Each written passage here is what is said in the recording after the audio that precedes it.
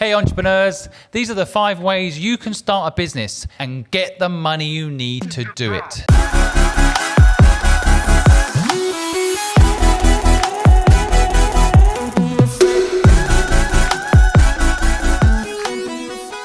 Now, I'm going to talk about raising money. I'm going to talk about all sorts of different methods to start a business with no money, and then of course how to raise money. Now, before I do, I just want to highlight, if you find any value in my videos, I'd really appreciate it if you hit that subscribe button. And if you get any insight from this video at all, then a like would mean a hell of a lot to me. So let's kick it off. The number one thing I always tell people that come to me looking for money is, are you sure you need that money? Quite often with a little bit of hustle, working hard, maybe through cash flow management, really clever cash flow management, actually don't need money. 9 times out of 10, when people come to me for money, I notice that actually what they really mean is they need more sales. So before you go out there and think raising money is the answer, maybe just give that a good look. If you raised more income, you might not need anyone else's money. And getting other people's money comes with a burden. Sometimes you end up having a boss, even someone who's asking you, when am I going to get that money back? And how are you going to make me more money? So before we dive into getting you money from people like investors, have a careful thought and consideration for, can you make the business itself generate the money you need?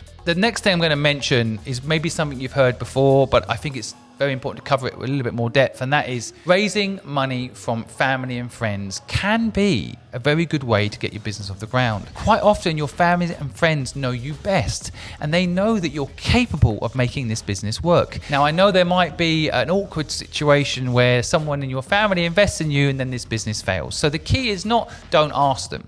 The key is when you do ask them, of course, you have that honest conversation about how they could lose all their money and can they accept that as a potential outcome for this investment. If you can get that understanding and get that agreement in place, I have seen family and friend investment work very well. And in fact, if you get a family member or a friend to invest in you, they can also help you.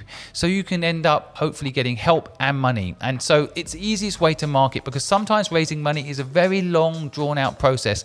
But if someone trusts you and known you your whole life and you ask them to invest in you, I think that's the best sort of investment you could possibly have. Plus, you know them. Again, a caveat, make sure you set the rules clearly, but if you do, it can be very powerful and very quick, and you can get your business up and off the ground. Another way, in my view, that you can raise money for your business.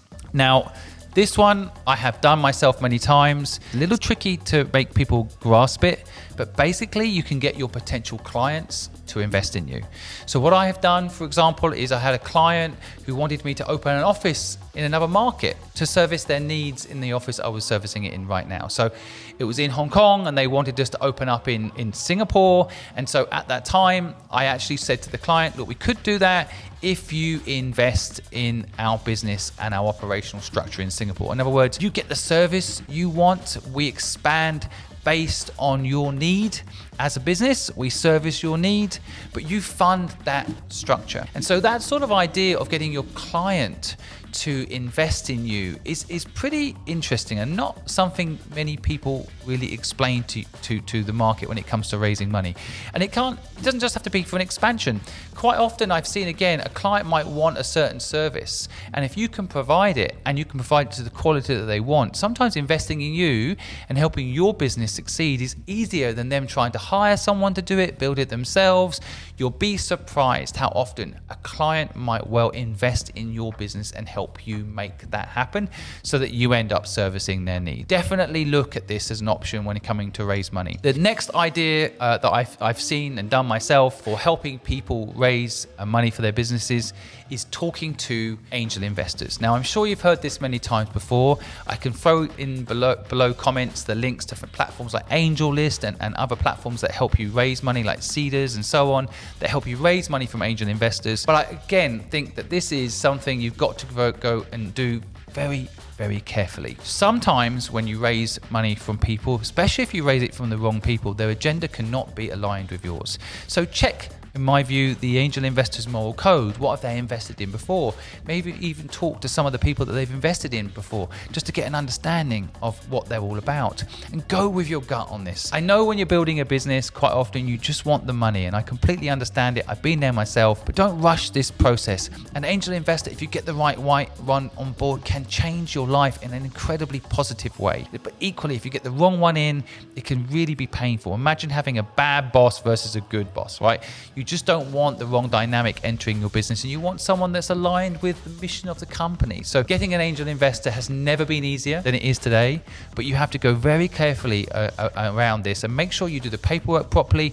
But more importantly than paperwork, because frankly, paper will always accept ink. Just make sure you're working with someone that you know in your gut is going to be someone that's going to understand what you're trying to do. It's going to let you reinvest in the business and not want to just take money out. It's going to help you make that business work. Get that right. Angel investors can be amazing. So just do go cautiously into this one, but definitely an option. Now, the final option, not a lot of people even think about when it comes to raising money for their business, but I have done it time and time again, and it has proven to be an incredible way of raising money for your company through the team itself, your own team. Now, if you, for example, want to hire an incredible CFO, maybe you're thinking, one, I don't have the salary, and two, how would I go about doing it? One, if I don't have the salary, and two, I need an investor first. But what if your CFO was your investor? What if you actually hired people based on the fact that they had skin in the game? So you hire your marketing director and they buy a stake in the business, an equity stake, and then they have skin in the game and they own a part of the platform, and then they also come on board as that marketing director for your business.